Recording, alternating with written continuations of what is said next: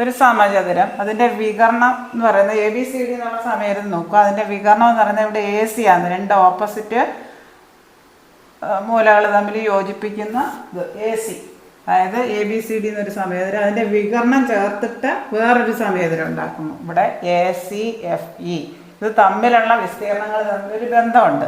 അതായത് ആദ്യത്തെ സമചതുരത്തിൻ്റെ ഇരട്ടിയായിരിക്കും വികരണം വെച്ച് വരച്ചേക്കുന്ന ആ സമചതുരത്തിൻ്റെ വിസ്തീർണം. ഇവിടെ ഒരു സമചതുരത്തിൻ്റെ വികരണത്തിന്മേൽ വരച്ചിരിക്കുന്ന വേറൊരു സമചതുരം, അതാണിത്. ഇത് ആദ്യമുള്ള സമചതുരം. അങ്ങനെ അതിൻ്റെത് തന്നിട്ടുണ്ട് 200. അങ്ങനെ ഇരട്ടിയാണത്.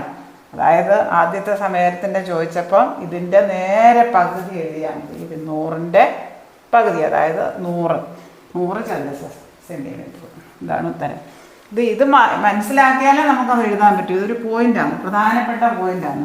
ഒരു സമചതുരത്തിൻ്റെ വിസ്തീർണത്തിൻ്റെ ഇരട്ടിയായിരിക്കും ആ സമചതുരത്തിൻ്റെ വിസ്തീർണത്തിന്മേൽ, ആ സമചതുരത്തിൻ്റെ വികരണത്തിന്മേൽ വരച്ചിരിക്കുന്ന സമചതുരത്തിൻ്റെ വിസ്തീർണം. അത് നല്ലതുപോലെ മനസ്സിലാക്കും. ഇത് ചെറിയ സമചതുരം, അതിൻ്റെ വികരണം വെച്ച് സൈഡാക്കിയിട്ട് വേറൊരു സമചതുരം വരച്ചിട്ടുണ്ട്. അപ്പോൾ ഒരു സമചതുരത്തിൻ്റെ വിസ്തീർണത്തിൻ്റെ ഇരട്ടിയായിരിക്കും ആ സമചതുരത്തിൻ്റെ വികരണത്തിന്മേൽ വരച്ചിരിക്കുന്ന വേറൊരു സമചതുരത്തിൻ്റെ വിസ്തീർണം. അതായത് ഇതിൻ്റെ ഇരട്ടിയാണ്, അത് കാഴ്ചയിൽ തന്നെ വലിപ്പമുണ്ടല്ലോ, ഇരട്ടിയാണ് ഇതിൻ്റെ വികരണം വെച്ച് വരച്ചിരിക്കുന്ന സമചതുരത്തിൻ്റെ വിസ്തീർണം. അതായത് ഈ വലിയ വികരണം വെച്ച് വരച്ചിരിക്കുന്ന സമചതുരത്തിൻ്റെ വിസ്തീർണം തന്നിട്ടുണ്ട് 200.